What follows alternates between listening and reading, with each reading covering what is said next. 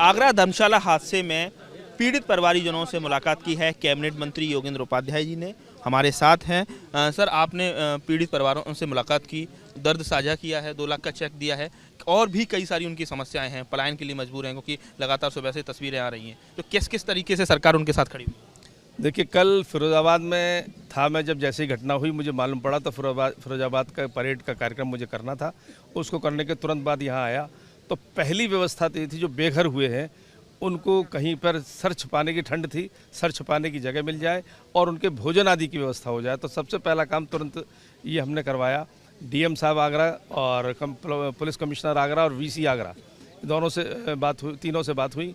तीनों यहाँ पर मौके पर आए भी और उन्होंने अपनी अपनी जिम्मेदारियों को संभाला भी, जिसमें कि उनको धर्मशाला में रहने की व्यवस्था हो गई पूरे परिवारों को और भोजन आदि की। फिर मैं गया अस्पताल जहाँ उनका इलाज चल रहा था, वहाँ भी मैंने निर्देश किया कि उनके इलाज बढ़िया से बढ़िया हो, कोई कोताही ना हो और उसकी जो पैसे की चिंता वो अस्पताल ना करे। इसके बाद मैंने माननीय मुख्यमंत्री जी से बात की। माननीय मुख्यमंत्री जी ने 15 मिनट बाद मुझे दोबारा फ़ोन करके बताया। उनकी मैं संवेदनशीलता को नमन करता हूं, उनका वंदन करता हूं कि उन्होंने तुरंत ये मुझे बताया कि 2 लाख रुपए उस बच्ची के इलाज के, और जो बच्ची जिसकी मृतक हुई उसके परिवार को सहायता राशि और जो घायल हैं उनका पूरा इलाज सरकार करेगी, उसमें कोई कोताही नहीं बरती जाएगी। सर, एसडीआरएफ की एक टीम भी गाजियाबाद से रवाना हो गई है। ये पूरे देखेगी किस तरह से इनको रिहेबिलिटेट किया जाए और इनके पुनर्वासन की क्या व्यवस्था हो और ये मलबा कैसे हटाया जाए। क्या ये दरारें और लगातार बढ़ रही हैं, कई सारे और मकान भी इसकी जद में आ रहे हैं।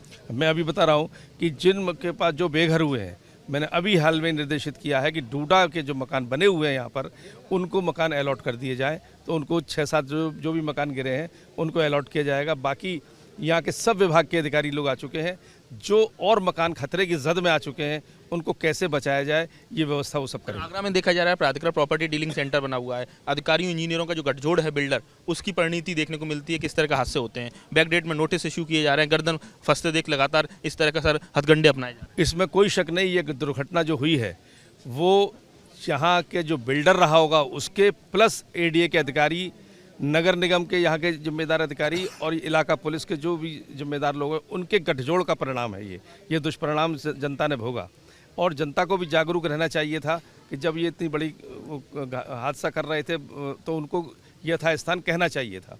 लेकिन ये उस गठजोड़ को तोड़ने के लिए मैंने प्रयास कर लिया पूरा, और जिसने भी कार्रवाई होगी, जिसने भी अधिकारियों पर, ये मैंने पहले ही कहा था, डीएम साहब से भी कहा है, कमिश्नर साहब को भी कहा है और वीसी को भी कहा है कि जो जिम्मेदार लोग थे इसके, जिनकी जिम्मेदारियां थी इसको देखना कि काम ना हो, उनको भी दंडित किया जाना चाहिए। बचेंगे नहीं। अगर किसी ने बचाने की कोशिश की तो मैं बचने नहीं दूंगा। तो कुल मिलाकर इस मामले में जो दोषी अधिकारी हैं वो बख्शे नहीं जाएंगे। कुल मिलाकर आज पीड़ित परिवार को, जिन्होंने अपने 4 साल की बच्ची को खोया है, 2 लाख की सहायता राशि दी है। इसके साथ ही कई सारे और भी जो पीड़ित परिवार हैं जिनके मकान जमींदोज हो गए हैं, वो इस समय बेघर हो गए हैं, उनके लिए डूडा के तहत आवास आवंटित किए जाएं, ये निर्देश कैबिनेट मंत्री योगेंद्र उपाध्याय ने अधिकारियों को दिए हैं। तो कुल मिलाकर इस मामले में सरकार एक्शन में है और इसी क्रम में तमाम जो कार्रवाइयाँ भी देखने को मिल रही हैं, तो वहीं राहत के मद्देनज़र तमाम कदम भी उठाए जा रहे हैं। आगरा से नितिन उपाध्याय, एबीपी गंगा।